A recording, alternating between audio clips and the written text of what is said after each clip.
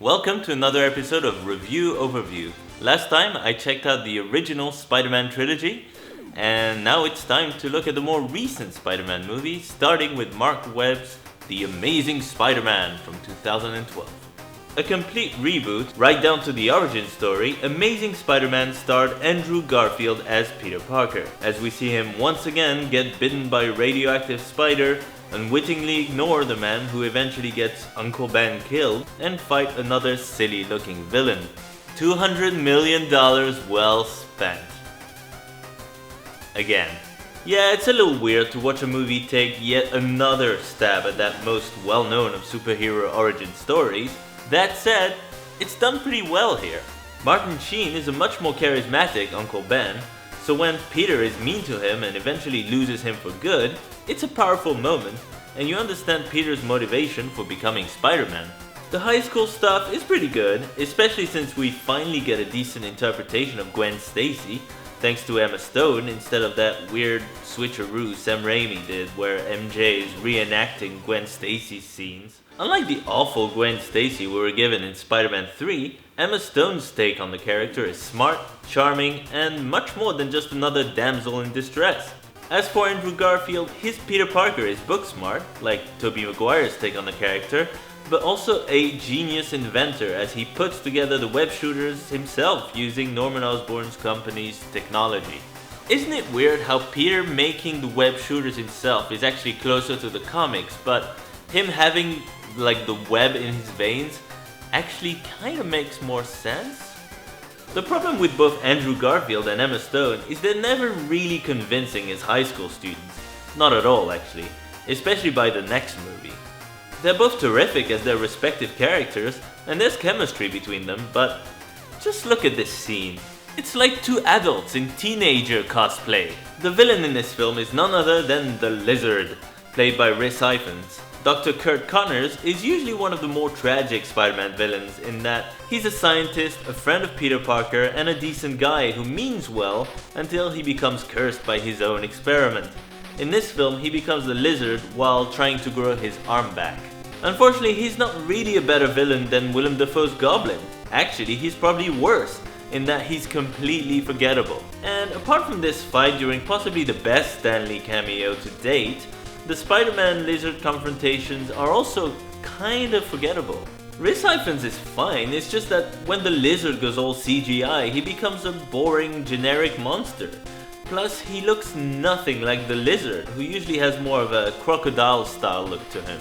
This is the thing about this reboot. It improves on some aspects of Sam Raimi's original. Spider-Man jokes around more, the special effects are better, but it makes just as many mistakes. The villain's rubbish, the story is needlessly convoluted, and it's your typical cliché doomsday machine scenario. It takes literally an hour for Peter to become Spider-Man, even though we all know his origin story. There's no Daily Bugle, no memorable Spider-Man theme, and it just doesn't feel as iconic as Sam Raimi's film. It lacks something. It's good, it's just not that fun or original. On that note, let's talk about The Amazing Spider-Man 2. This was the film Sony wanted to use to step up further installments, including a bunch of spin-offs like the Sinister Six movie. Unfortunately, critics weren't too big on this sequel and it overall underperformed. It wasn't a flop or anything, it's just the studios decided to spend almost $300 million on it, so yeah, that is a lot of money. The film sees Spider-Man having to deal with much bigger threats this time around. We first meet him as he's trying to take down the Rhino, played by Paul Giamatti. It's a cool opening action scene, but there's definitely a huge change in tone here. The Amazing Spider-Man was pretty restrained and kinda serious overall. This movie is not. Tonally, this is closer to Sam Raimi's first Spider-Man film or even the third one. Pretty much everything about this sequel is goofy, and although I personally didn't mind it that much because at least things got a bit more fun, I could certainly see fans of the first film going like, what happened? The main villain is Electro, played by Jamie Foxx, who initially plays his character as nerdy. And you know he's nerdy, of course, because he wears glasses, he talks in a funny way, he carries papers around, people treat him like crap. He's got a gap in his teeth, you know, it's really cliche. Oh god.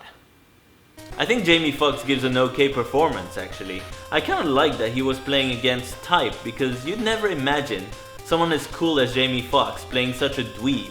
That said, as the nerdy guy obsessed with Spider-Man, he feels a little forced. Think Jim Carrey's Edward Nygma, but even less convincing or likable. Then he becomes Electro, and could they have made him look any more hilarious? This character design is just... it's not great. Now I'm not saying that Electro should have worn that green costume with the lightning bolt mask, or, you know, anything like that, but just anything else. Admittedly, I really like the action scenes involving Electro. Unlike boring old Lizard, whenever Electro shows up and fights Spider-Man, at least it's genuinely spectacular. The score turns into booming, scattered electronic sounds, and things get pretty intense. We also get to meet the new Harry Osborn in this movie, and although Dane DeHaan doesn't look quite as right for the part as James Franco did, he's much creepier, so very much a chip off the old block. After a huge build-up, Norman Osborn finally shows up to die in one scene. Thanks movie, that was totally worth it. They tried to turn Harry Osborn into the Green Goblin near the end of the movie, but he just comes off looking like a junky Peter Pan. Again, character design is all over the place here. I did like the subplot where Harry Osborn has an illness and he needs Spider-Man's blood to survive it, but Spider-Man's not sure whether to help him out or not.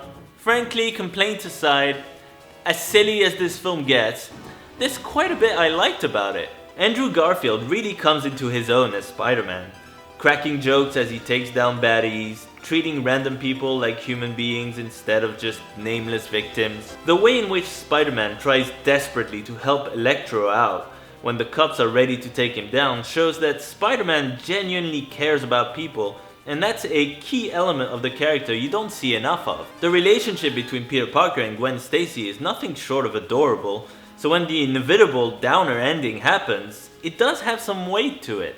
This is a much more entertaining, colorful, action-packed, funny film than its predecessor, but it certainly could have been a little more restrained so as not to alienate too many fans of the original. Plus, it would have been nice to see the Daily Bugle, J. Jonah Jameson, a proper Norman Osborn that's not a complete waste of Chris Cooper's time, and a bit more coherence when it comes to the script. The whole thing about Peter's parents on the plane, you know, trying to upload something to a secret underground train that only comes up if you have the magic coins, it's just... What? Who wrote this? Overall, to be honest, I enjoyed The Amazing Spider-Man 2, but I can totally understand people not liking it.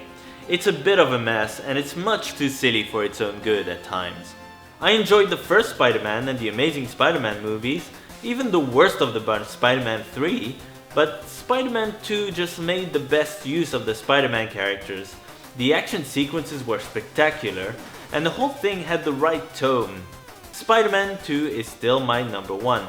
More importantly, what's your favorite Spider-Man movie? Let me know in the comments. All that's left to say is... Avenge me! No!